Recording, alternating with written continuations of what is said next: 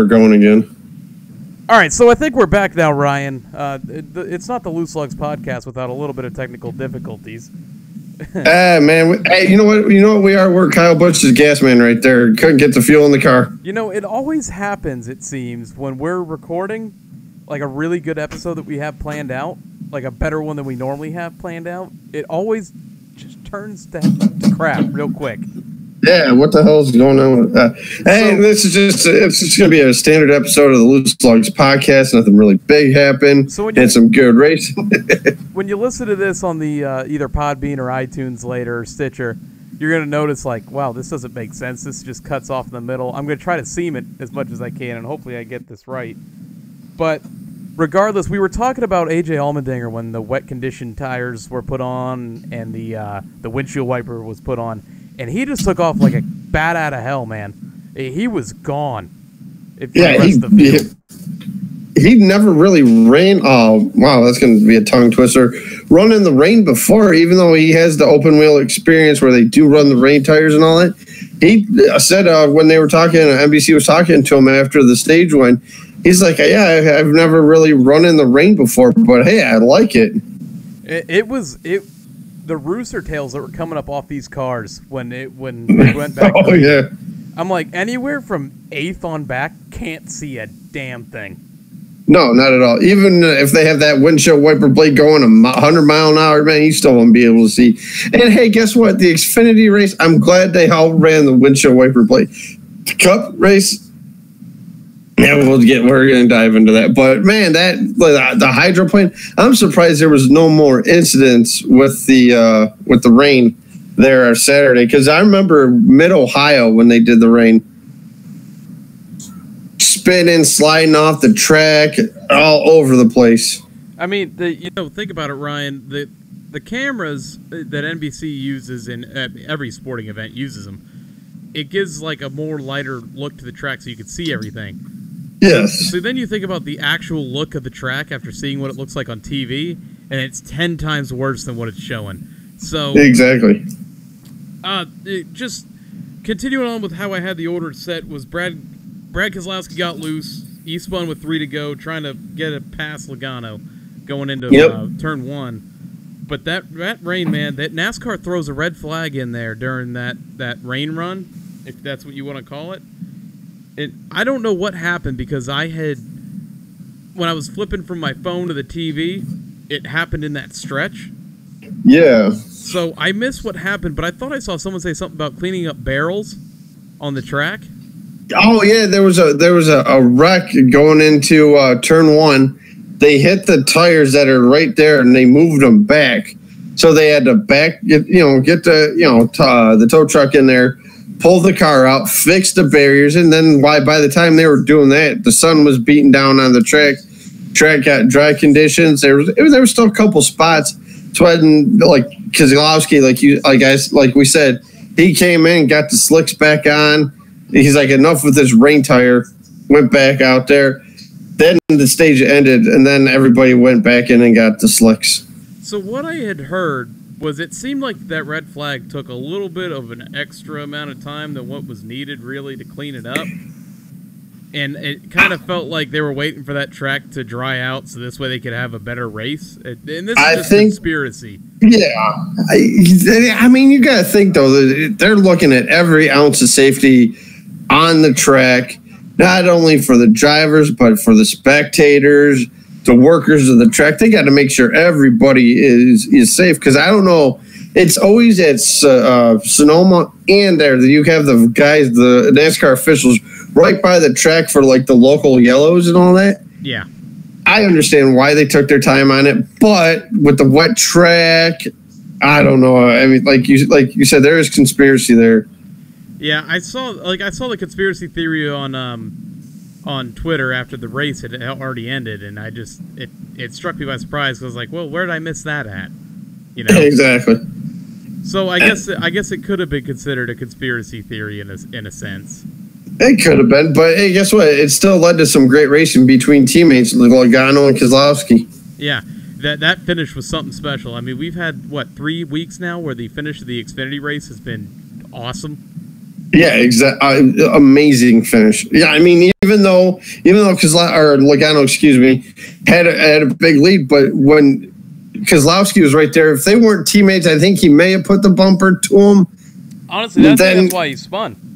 Yeah, he didn't want exactly, especially tearing up two good race cars, which they had all day long, and unbelievable finish, unbelievable race.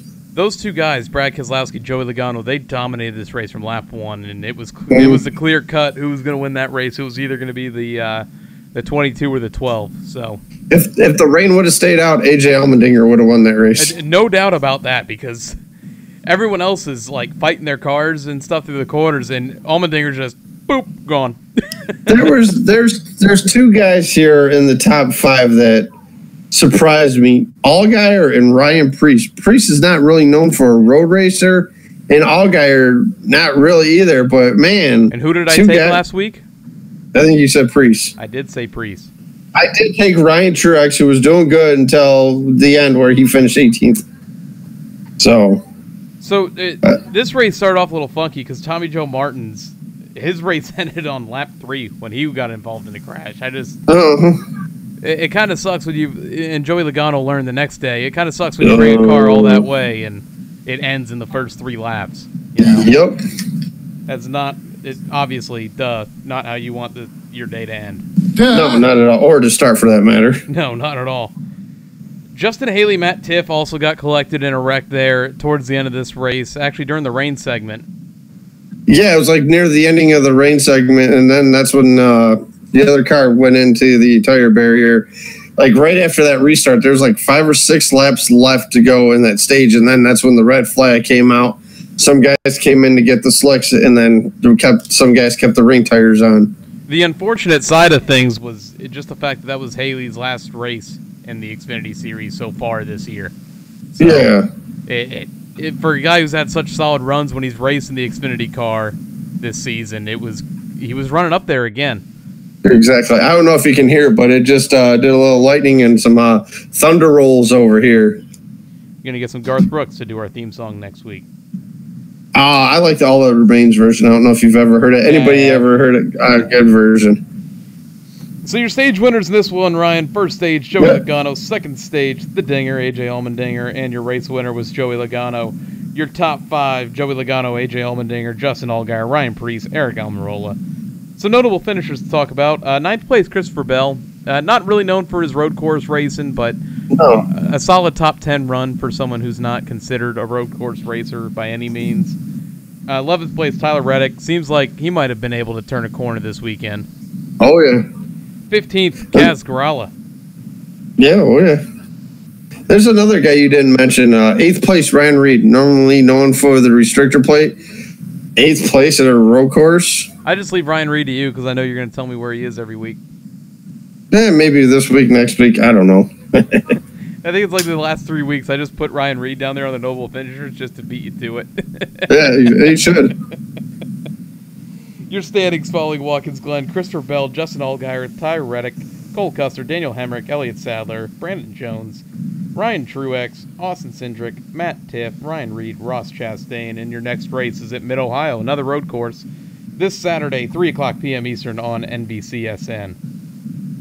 Yeah, good time when they go to Mid-Ohio. They advertised a commercial for it during the Xfinity race on Saturday. I think it was just a local market, though.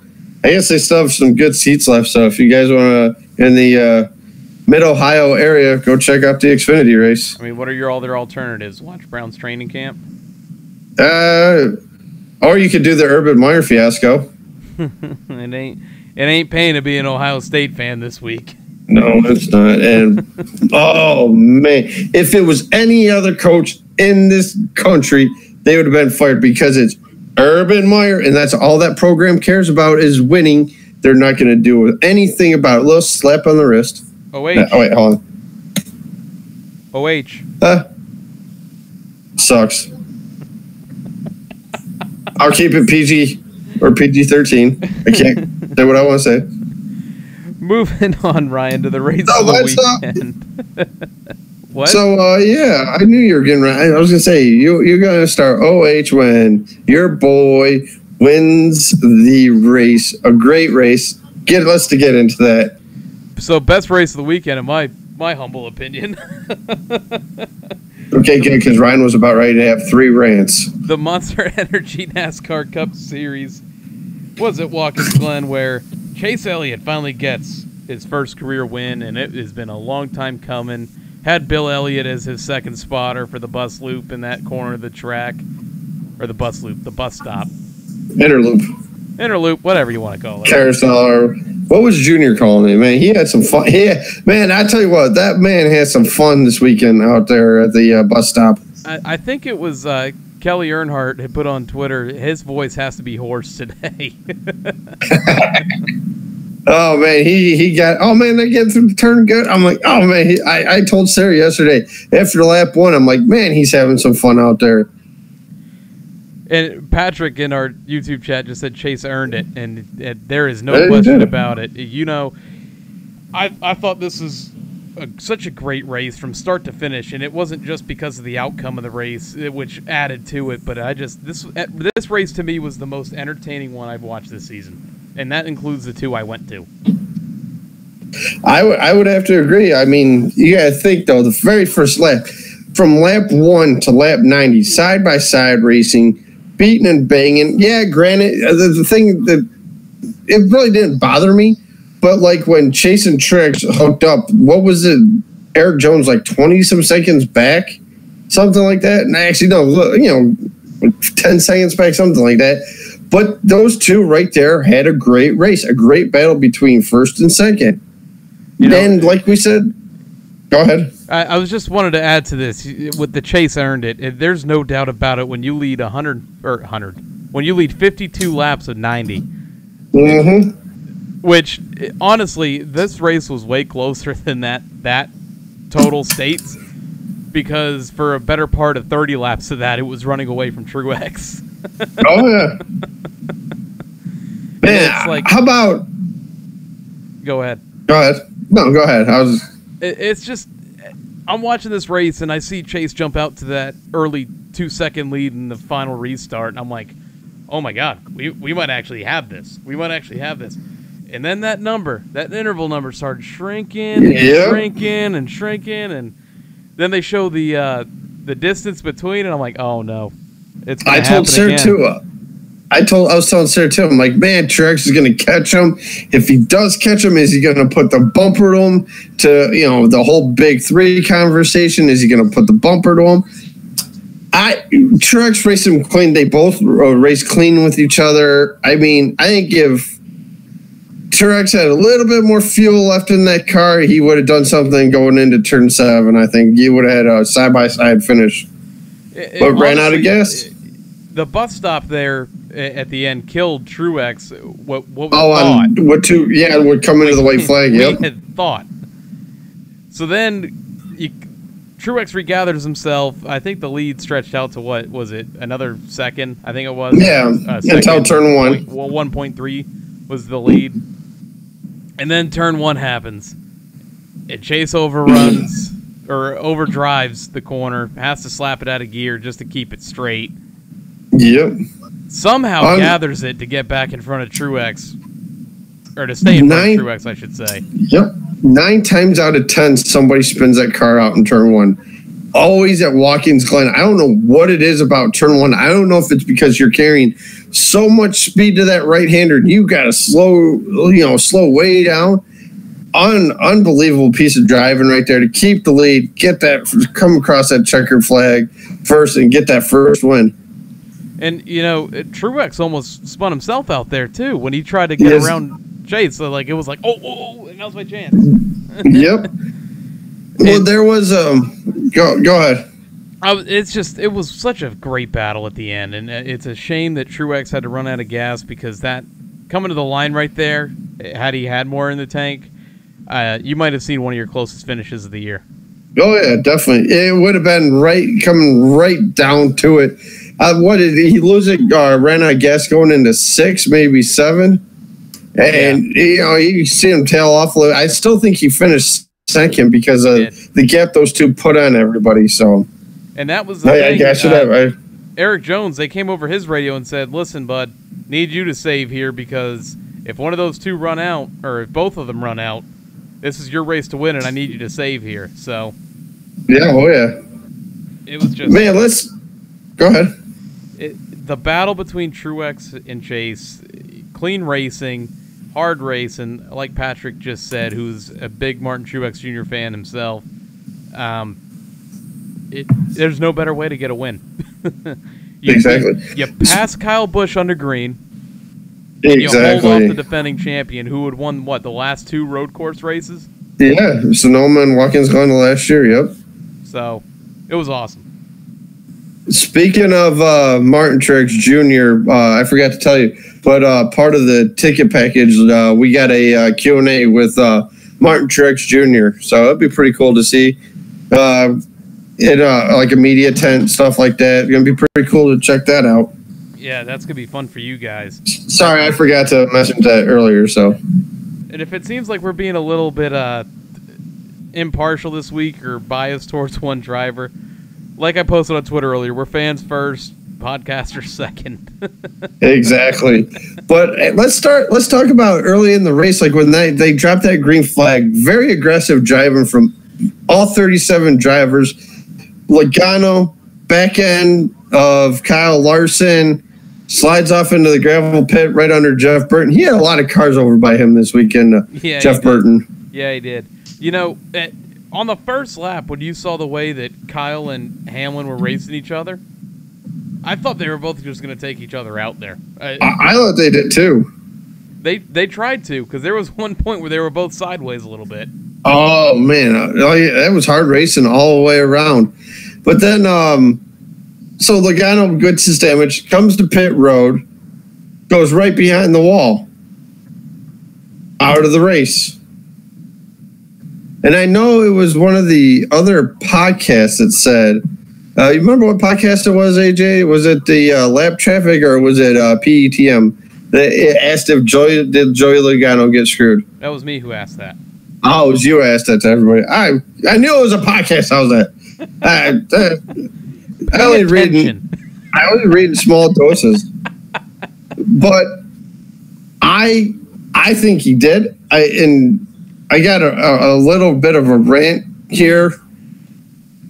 Okay, if it's damage on the track, NASCAR has got to do a better job with communicating to the crews. You're on the damage clock. You're on the damage clock. I don't think that message was relayed to Todd Gordon and the 22 team. That's why they went behind the wall. That's why they were done. I think it was a lack of communication. Please, lack of communication. Fix our communication problems, especially with this now 6-minute clock. So I just want to kind of paint a picture here, in case anybody might have missed it. So Joey Logano gets in the rear of the rear bumper of the 42 of Kyle Larson. It ends up breaking off a radiator hose, I believe it was officially. Something about the oil pan, I thought, or something with the oil. So it sends right at the, I forget what corner it is, but that hard braking zone when you go off the long straight where all the gravel pit is. Going into between 6 and 7, I think. Logano can't make the turn. Slides in his own oil or water or whatever. Goes off into the gravel. Doesn't hit anything. So Logano gets it going again. Gets it to pit road. Obviously, it's not something that you can fix on pit road. It's a mechanical problem at this point. I didn't really think of it to be an accident. There was no caution thrown for, a wreck, but that's kind of common at a place like Watkins Glen. Exactly. I just think that maybe this is a situation where you could have called it a mechanical failure because he kept going. It's not like any damage stopped him from racing. He had to come down to pit road. They assessed what happened. They had to bring it behind the wall to fix it. I don't know if they knew the crash clock was on at all or whatnot, or if it was miscommunicated because they didn't think they were on it because it was a mechanical problem. But either way, that early in the race, your day's done at that point. So what did it really hurt him? He's already got to win this year. He's already locked in. Yeah, exactly. I think it was just because Letarte was. Letarte even said it during the broadcast that even if they get it fixed, he's multiple laps down, probably not a chance to come back. But guess what? It would have been a point day for him. More points because guess what? There's a couple cars that got out of the race as well. I just think that if there's no caution and you do bump into somebody like he did, he shouldn't have been on the clock. I mean, I don't know. Like I said, I think I misinterpreted the rule when I saw it happen because I thought initially he got kind of screwed out of that. Yeah, I did too.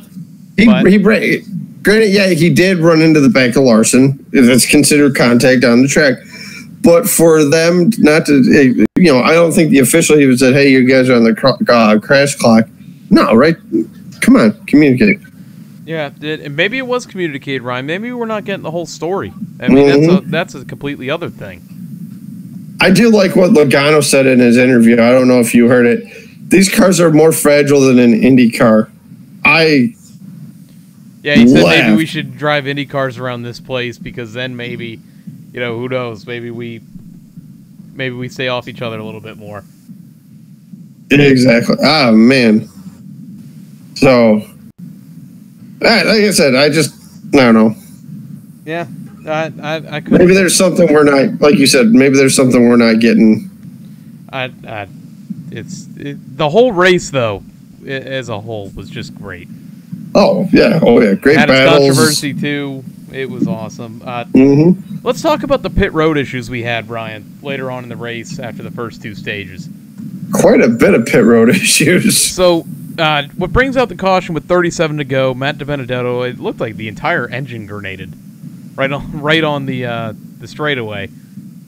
He stops on the track, caution gets thrown, cars have to pit to make the fuel window, which was still close. They didn't even know if it was going to happen or not, So, I'm just making sure I still have you. It stopped. Yeah, I'm here still. Cars come to pit road. It starts off with Chase Elliott hitting his own tire changer, who was safe. Yeah, I loved it. He did the safe. I told Sarah, I'm like, the guy did the safe thing. Hey, the rule states you can't service the car outside the box, not that the car can take the crew member outside the box. Exactly. And then they mentioned it. I think it was on NASCAR Victory Lap. You know how Denny Hamlin, which we're getting ready to get to, left with the air gun. And that came back, and that hit one of the guys right in the stomach, it looked like. And he went down, and I didn't hear if there was any medical update on him, because I know they had the EMS there and all the track workers checking on these guys that got hit. But everybody's like, why did Hamlin get penalized and why Chase didn't? Chase didn't leave the box with any equipment. He just ran over the guy. Yeah, it's not like he was getting serviced outside the car. And there's also a rule that states that you can kind of be perpendicular in someone else's pit box if you're servicing your car, just because that's the space you have. It's not like you're trying to gain an advantage or anything by it. But exactly, we have that happen. Then we have the Denny Hamlin where it just looked like such an awful practice of a road course pit stop at Watkins Glen because everything's backwards. It was just like no one knew what to do. Yeah, oh no, not at all. You have tires bouncing everywhere. Yep. You got the air hose leaving everywhere. And I saw 3 different people really get hit by the hose when it took off. The gas man got tripped up. Yep. Because it was wrapped around his legs. When it snapped, the metal part that screws into the air compressor looks like it whips and hits the tire changer's hand. That's something. Goes down. Oh, yeah. And then the guy who was holding the gun that got it snapped on him went down. Mm-hmm. I tell you what. Tires rolling down pit road. And if me, or I know they want to try to keep everything as normal as possible on the Watkins Glen pit stop.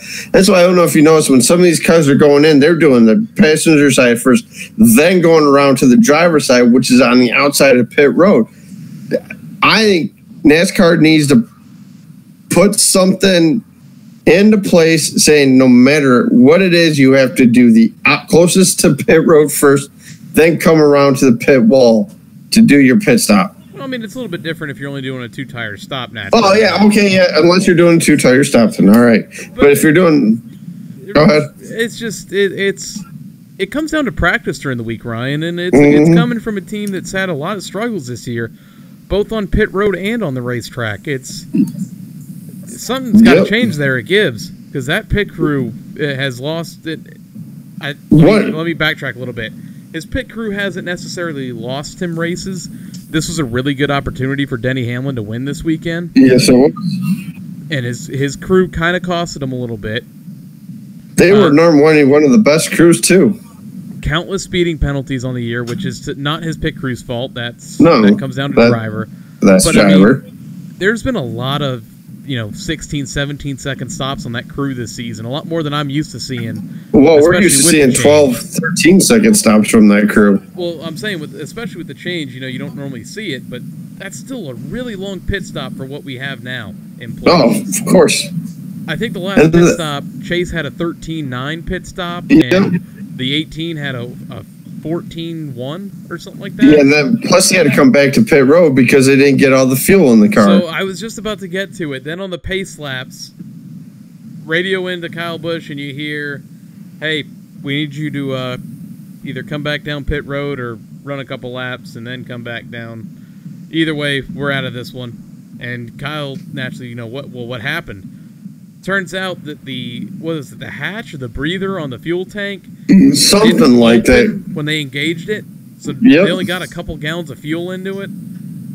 And the way Kyle Busch battled back, I think he was down to what was it, 30th or 25th, something like that, to come up to third. To come up to third, which Eric Jones ran out of gas on the last lap, which ended up putting Kyle in third. All right. Regardless. I'm glad Chase didn't have to battle that at the end as a fan. No, couldn't, because he was definitely determined, very, very determined there. And I tell you what, as much as we hate some of the comments he does, some of the antics that he does, that was a great piece of driving yesterday to come from where he did after that restart, knowing he's hot-headed underneath. Hold on. Excuse me, hot-headed underneath the mic or in the driver's suit, in the helmet, full of rage, got the road rage going. Green flag comes down, I'm moving no matter what, and he made it all the way up to third. And just imagine though, what if Chase runs out of gas? That extra time in pit road, there's the win right there for Kyle. If Chase runs out right at turn 6. Yeah, I mean he would have technically had an extra lap of fuel than everybody else. Exactly. Because in a situation like that, when you already know you're starting at the tail end, you fill it till it can't be filled no more. Exactly. Then you go pedal down, or hand down, man down. One of your favorite sayings. That's right. Thank you, Mark Jackson.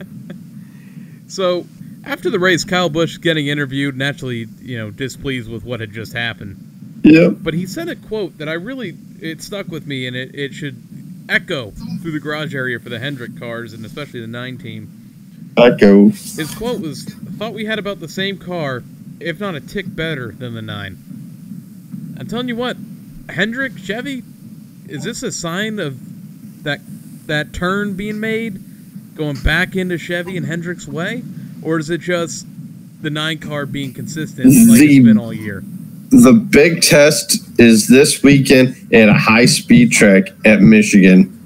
They've been good at the intermediates like the Bristols, Martinsville, the road courses. See what happens when it comes down to the high-speed track like the Michigan this weekend. And I think you're going to see it because they said Daryl Jarrett said something, and I caught this on Victory Lap, that they've been doing something underneath the car, like with the chassis, and they've found something with it. So let's hopefully that continues this weekend at the Irish Hills. And by the way, how cool was it to see in Victory Lane all the drivers, even on the victory lap, all these guys coming over, thumbs up. 250 wins, Ryan. Think about that. Yep. Hendrick Motorsports, and of all people to do it, it was Chase Elliott to get the 250th win. I thought it would have been Johnson who did it. It could have been Johnson, but no, it was Chase. The stats in this one, too. 99 starts till his first win. Another guy who did that was Kyle Larson, but Bill had 115 starts before he got his first win. Both got their first win in a road course. Both had 8 had second place finishes before they won. I think Chase had more top 5s than Bill did at this point. He didn't have more top 10s. Bill had him by a couple. But this was the one that got me. Chase Elliott had like 1,033 laps led. Bill only had 315. Exactly. So he's got his dad a little bit there. Yeah, exactly. And like I said too, like it was during the parade laps. You had all these drivers coming by, congratulating him. He's like, I'm out of gas. The 48 comes by after he had spun and hit the wall. Comes by, stops, back up, pushes him over to victory lane. That right there, I know this is going to upset some people, is the passing of the torch from Jimmy Johnson to Chase Elliott. So I don't know if I agree with you yet on that. We're talking about a guy who just got his first win. He didn't win a championship yet. I think if he wins a championship, you can say it's a passing of a torch, but you're still talking about a 7-time champion who can flip that switch at any given moment. I still feel Jimmy Johnson at any moment he would want to be could be right back in the top 5 every week.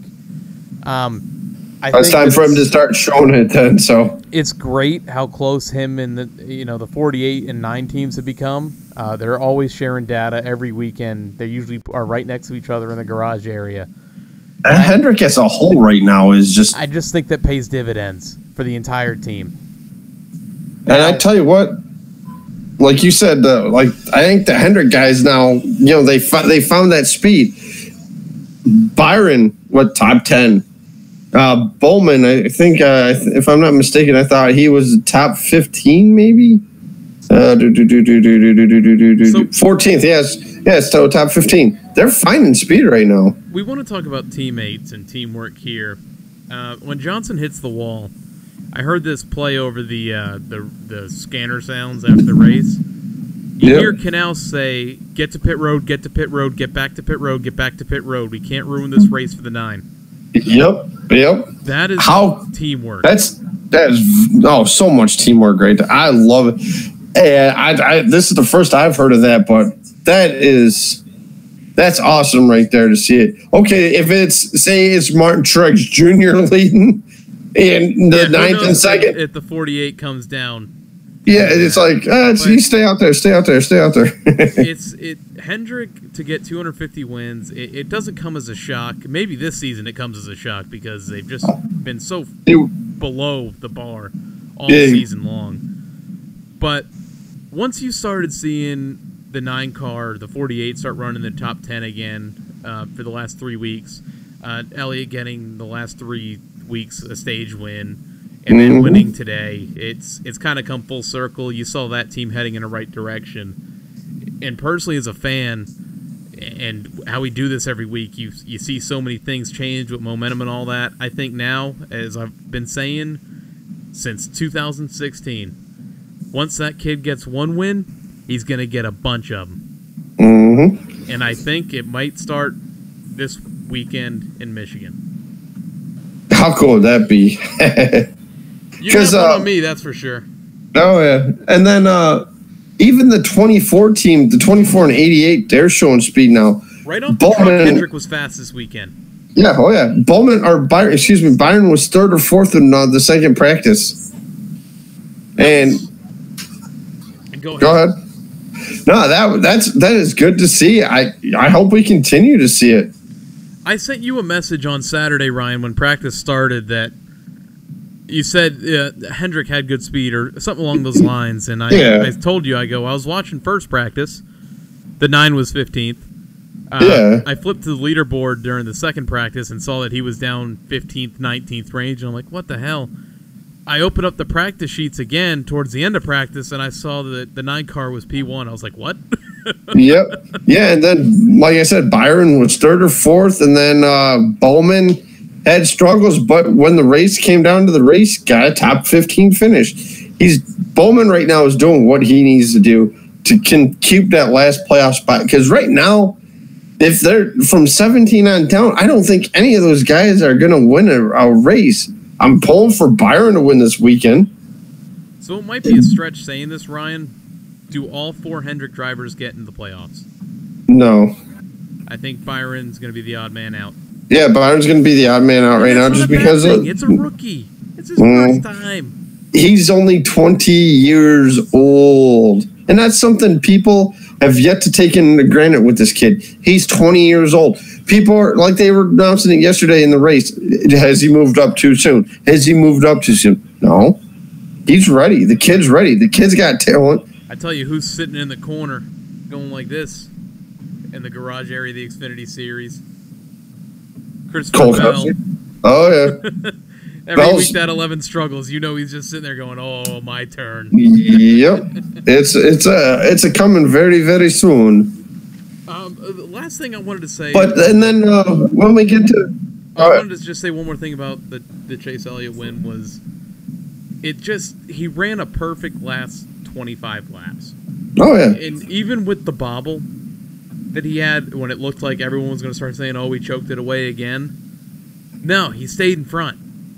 And he took off and got some space in between as soon as he collected himself. So it was just a complete race, finally, without any issues. It just came full circle. Woohoo. First win. Yeah, exactly. Well, it was back to the bus stop. Shield out of the car. It was back to the bus stop with 2 to go when Truex overdrives it. Chase pulls away. Sarah's going, "Come on, Chase. Come on, Chase." I said, watch out for this turn 1. They do some stupid camera angle. They show the fans before he gets into turn 1. What are you doing? And I'm like, okay, oh, no, Chase is wide. Get down there. He got down there, and then the rest is history. But how cool is it to see his peers come to him in victory lane? Bubba, Kyle, Johnson. How about Blaney off the plane? Ryan Blaney off the plane. He's a winner. I'm trying to find that video, and I want to show Sarah it. It's on my Twitter, or it's on not my Twitter, our Twitter, the Lugs podcast one. I read. All right, I got to show her that though. He got Blaine. I think was more happy than Chase was. He's wearing a Chase Elliott shirt too. He may have been drinking a little bit more than Chase, but man, them guys are having one hell of a hangover today. I don't know if they've even woken up yet. They might not have. I don't know if they even went to bed. No, not yet. It's funny, too. I got a Monday Night Raw on, and some guy in the crowd there in Jacksonville tonight, Jacksonville Jaguars 2019 Super Bowl champions. Sir, you're going to be cut off from beer for the rest of the evening. That guy in the crowd should be cut off. Oh, man. It was just a great race, man. Yes, it was. I haven't been this excited for a win since Junior won. How do you think I feel coming up this weekend? Yeah, you're going to have to get a picture of that winner decal on the 9 car. Oh, I will. So, man, speaking of which, where are they at this weekend, AJ? Well, your stage winner's first stage, Martin Truex Jr., second stage, Chase Elliott, your race winner, Chase Elliott, your top 5, Chase Elliott, Martin Truex Jr., Kyle Busch, Daniel Suarez. Great run by Suarez. I really thought he was going to be able to play spoiler again this week, but just not enough laps ticked off, and then Eric Jones. Exactly. Your notable finishers, how about an 8th place run for who you're talking about, William Byron, your driver? Yes, it is. A pretty bad 17th place run for Brad Keselowski. Very, very disappointing.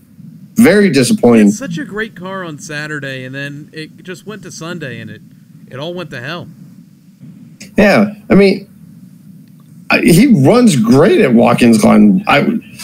Is Penske think they're all right into the chase? Do you think they're locked into the chase? Why they're not giving more of an effort? I mean, unbelievable. Like I was like, shocked when you see him. He's like 20th.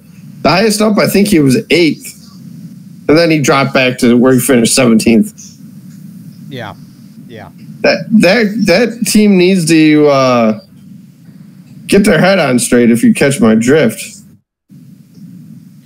No, I get where you're going with that. I mean, you don't want to go in the chase, though, without a win. That's just how I feel.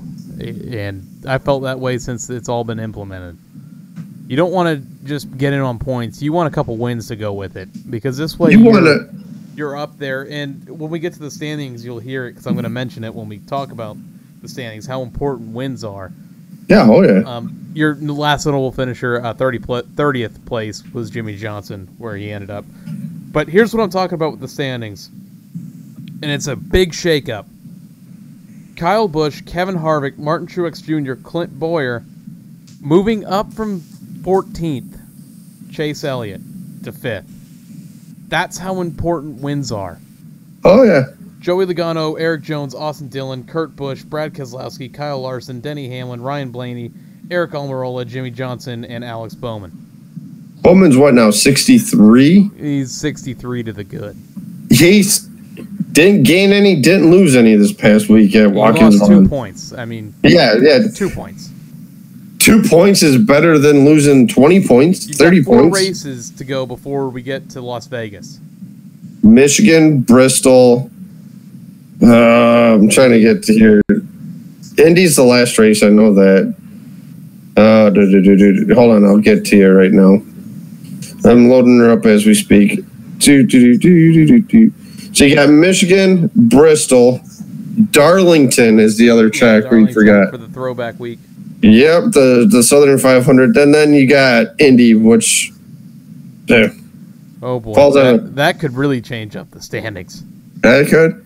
Because there's a car that always runs good at Indy, too. It hasn't in the past, but... Guy's in 15th right now in points. Jimmy Johnson. Yep, and I tell you what, if Hendrick has found something, you'll see it at Indy from him. I'd like to see how they come off the haulers this weekend. Oh, if they're fast off the hauler, I'd say the whole field's on notice. Yep. I tell you what, though, I'll be at work Friday for the first practice. I think the first practice they said is at noon. If I'm not mistaken, I think Truck's got the early morning sessions. Mm-hmm. But I'm ready for noon. I want to see what they're looking like, and I want to see qualifying.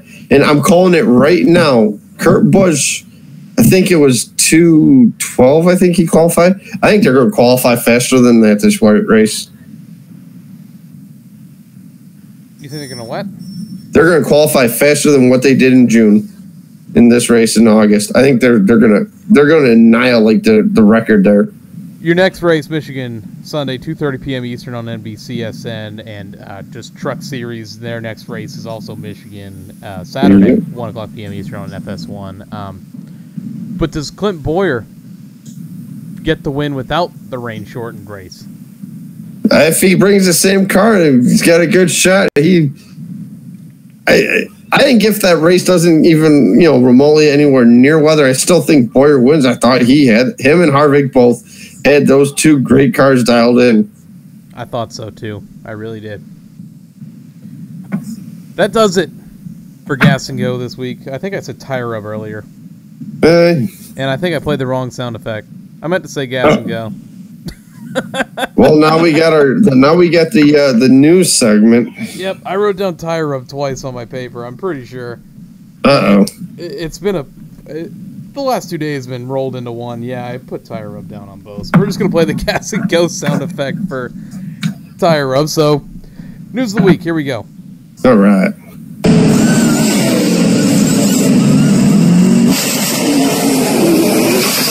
And just so you know that it is tire rub.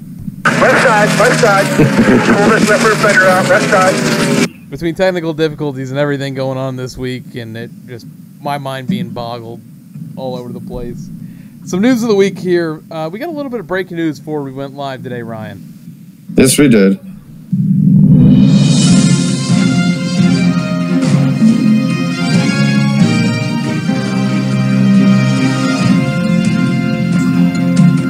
How about that for all our listeners? 3 sound effects all rolled into one. Oh, slide job. Not that one. Nope, no slide job. This could be considered a slide job. Brian France arrested Sunday night with a DUI, as voice crack there. Oxycodone found in the Hamptons. He was arrested. They have the mugshots posted everywhere. He has stepped down indefinitely for the time being. Not a good look. No, it's not. Especially there was someone on Twitter, and I'd love to remember who it was so I could give credit here, had posted that this tweet didn't age well. Or this quote didn't age well. Or this quote aged well. Oh, and wow. It was a quote from Jeremy Mayfield talking about Brian France, talking about Brian France saying that him telling me to, do the substance abuse stuff, it's the pot calling the kettle black. And, Mayfield came out smelling like roses. Yeah, no kidding. What a black eye for the sport. It's a kick right below the bell right here for the owner of this series, who has more money than any of us can imagine, not to call a cab, not to call a taxi, a limo, anything like that. It's like when Miguel Cabrera for the Detroit Tigers signed a huge deal. Same thing happened to him, DUI. What is with these people Ryan, that side note. Where'd that happen in? What's that? Where'd that happen in? What, the Cabrera thing? Yep. Detroit. I thought that was the one that happened in West Palm Beach, Florida. Or Port There St. was Lucie. something like that. My little side note. I'm related to someone who was his transporter that night. Oh, wow. Interesting. So, but the whole thing with these athletes, owners of teams, you make more money than all of us combined. You should have a personal driver. Why not? I understand. This is kind of a joke here. I understand Chase Elliott won. I understand you wanted to party with him. Sport. And it's great for the sport that he wanted to celebrate with Chase and Blaney and whoever else that was celebrating with them guys. Ryan, Patrick brings up a solid point. It's publicity, whether it's good or bad. Yeah, but there's a lot of people out there that say that, this is not a sport. Oh, it's a bunch of drunk rednecks. Here it is right here. Yeah, it is public. As I did a voice crack too. Sorry, we had a voice crack counter at 2 this episode. Yeah, all right. I don't get it. Okay. I had it. It's called an OUI. I fell asleep in the car with the keys in the ignition. I got thrown the book at me. I had to pay so much in fines. Don't remember exactly how much it was. I had to stay a night in jail. Not too proud of that moment, but it was out the next day. He got out the same night. Yeah. He was actually released earlier this morning, but I mean... early this morning. Yeah, but still. Unreal. Unbelievable. Ryan, I see a lot of people saying this is a good thing. Because... And I kind of see where they're coming from with it, because now... You might have a situation where we might have rules stay the same. I'm going to go out there and say it. I don't think Brian France is ever going to be back again. You don't think so? Maybe a lesser role. He will never be CEO of NASCAR again. I don't think you should after this. And I go back to Jeremy Mayfield. Since his issues, he has not set foot in a race car on a NASCAR track. Nope. So it's a double standard. Yes, it is. And it's embarrassing. It very is. Did you see the picture I sent you? With it's a put that up on the Twitter page. We were somewhere and I saw that and I started laughing so hard. Like I was crying laughing when I saw that photo. Honestly, I like the one with where they had Brian France's face over Chase's, and it says, "I just feel bad for my guys." Oh, that was a good one. But I don't want to make light of the situation. It's a serious situation. Yeah, very serious situation. This is a man with a lot of wealth, a lot of power. He's a big figure in the public eye, whether you want to believe that or not. Being that he's done all these things to endorse Trump and all that. I don't want to talk politics on the show, but plain and simple, he's been at a couple Trump rallies to talk. It looks really bad. Yeah, and did you see the statement he came out with saying he's taking a leave of absence right now, and yeah, but to Patrick's point, it's publicity. You have what is undoubtedly the sport's most popular driver right now win, and the day after, it's back in the news again for something a little bit different, not something that a NASCAR fan that's already a NASCAR fan wants to hear, but exactly. Regardless, it could bring more viewership. You never know. Could. Speaking of viewership, Ryan, Watkins Glen earned a 2.3 overnight rating, up from last year's 1.9 rating. Mm-hmm. And another sellout, nonetheless. Yes, it was. Casey Kane expected to return to LFR. Manufacturer change is possible. Really? So they're canceling or not canceling, but they're walking away from their RCR combine. Like they're. Oh, okay. I had the right word earlier, and I messed up. Messed it up. What I thought was the coolest news this weekend, Ryan, Bill Elliott to return to NASCAR to race the number 23 Xfinity car for GMS at Road America.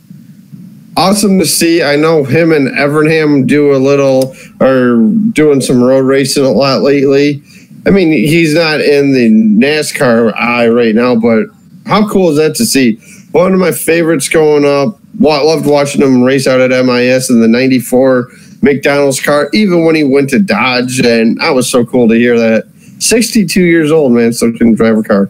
And maybe that motivated Chase this weekend. It might have. It was like, listen here, old man. Yeah, ain't taking my spot. Ain't taking my thunder. Oh, man. Ryan, we talked last week about the paint schemes and how it could be messing with the inspection system. And I just had to chuckle at this earlier today. Paint schemes still on issue. NASCAR will make some schemes illegal if they see fit.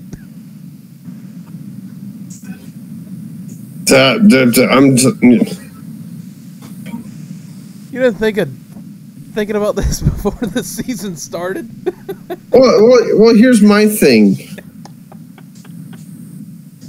What about if the Cleveland Browns win 8 football games this year? Are they something with the teams they beat? Something wrong with that?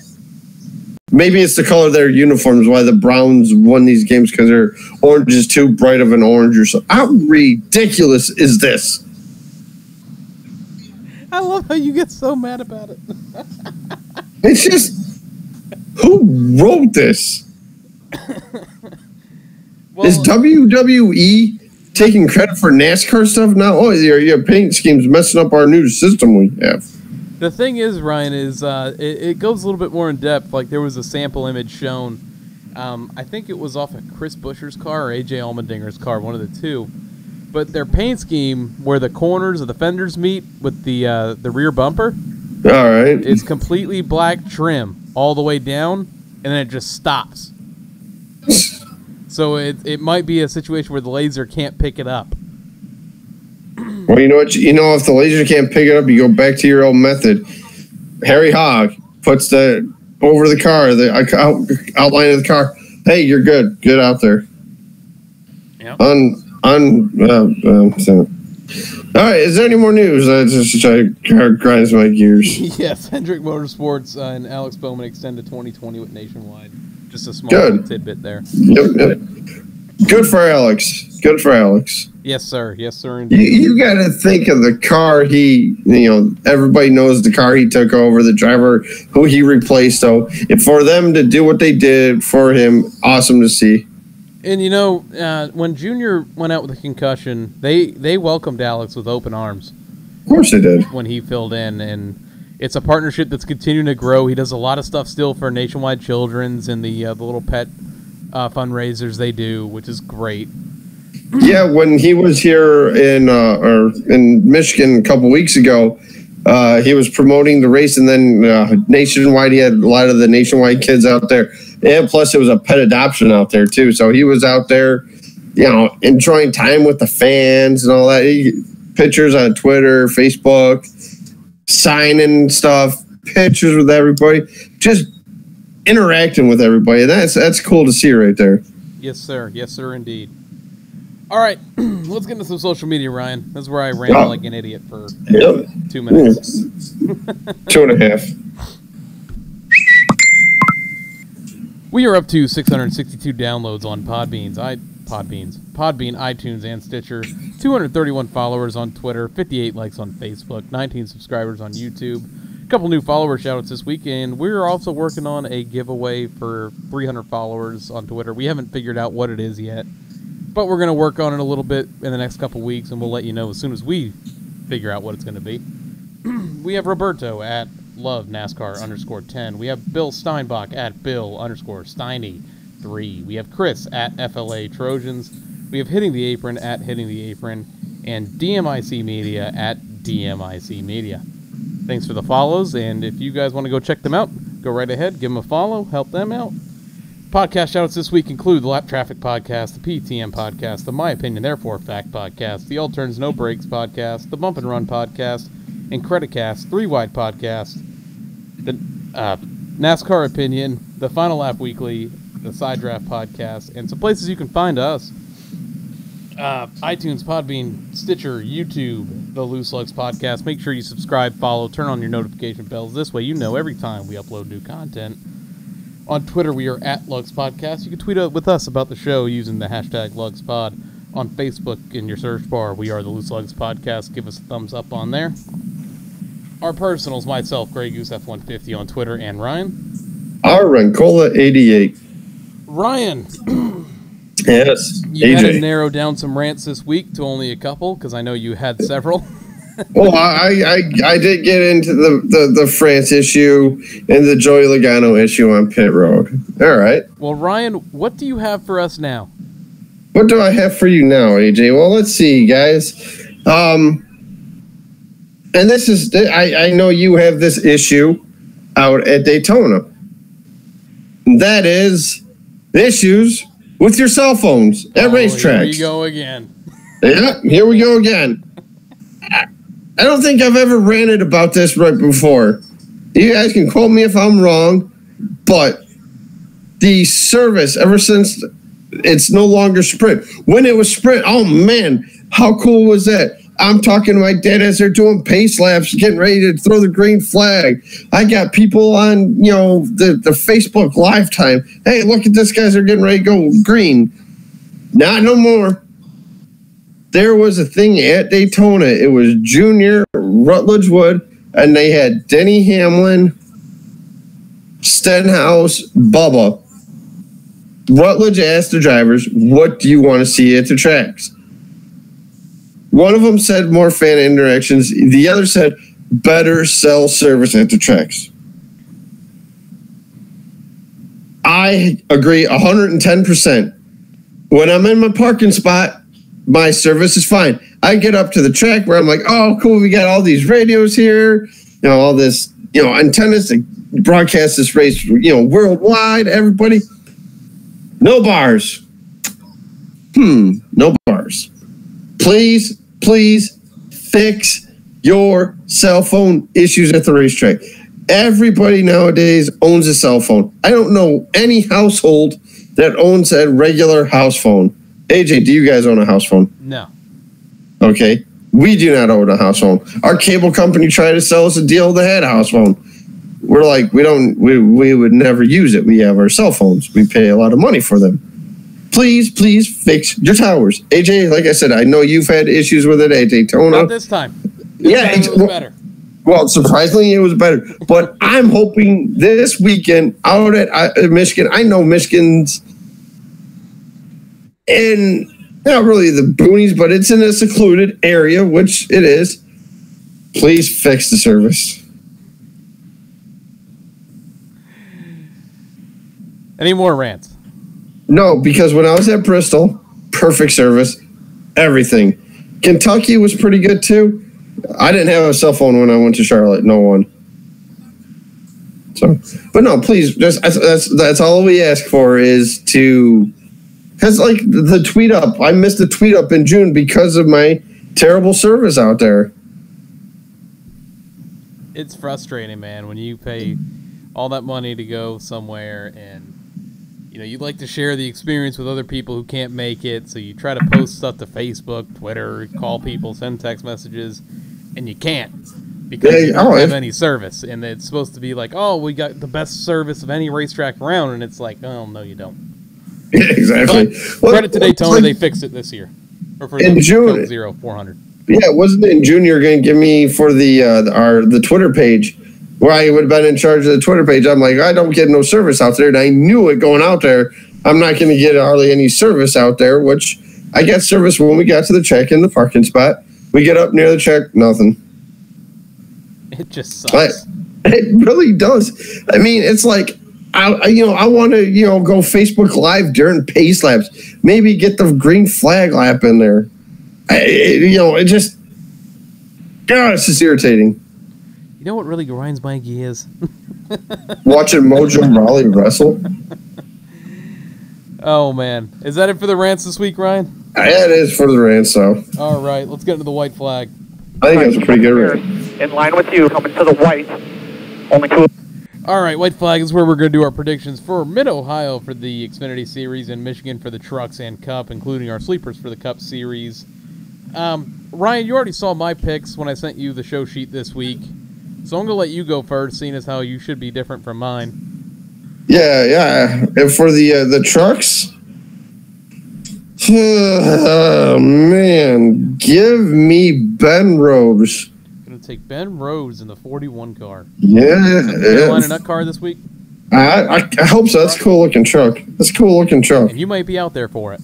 I may be out there. Like I said, yeah, we got to discuss a few things, but more than likely I'll be out there. Watch the truckers go. I'm taking Johnny Sauter in the 21. Johnny Sauter. I went with an easy pick this week. Yeah, you did. The Xfinity Series at Mid-Ohio. Ryan, who are you taking? Oh, the question is, do we have any road course ringers this weekend at Mid-Ohio? If not, give me Brandon Jones. Taking Brandon Jones. Mm-hmm. Judging by his performance last weekend and his second place finish last season at Mid-Ohio, I'm taking Daniel Hemrick here. Good pick. And the Cup Series, Ryan will definitely be at this race. Ryan, Who are you picking? I'll let you go first. All right, so I always find it tough to not pick Kyle Larson when we come to Michigan. So my pick of the week is Kyle Larson. My sleeper, riding the hot streak, entering Michigan, I'm going to take the 9 at Chase. All right, good picks. Good picks. Man, as y'all know, I'm going to be out there.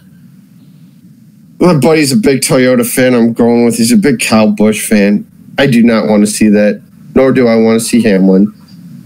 I wouldn't if Toyota wins.